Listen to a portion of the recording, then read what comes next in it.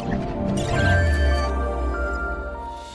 kilovoltluq qovlar bir hava xəttində güclü külək və yağış nəticəsində yaranmış qüsurun aradan qaldırılması işləri görülür.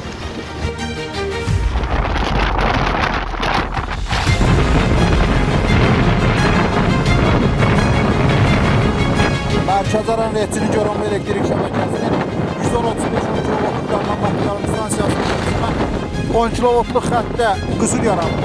Qüsurun aradan qaldırılması işləri aparılır. Qəza nəticəsində 3 dayaq aşağıdan yararsız hala gəlmişdir.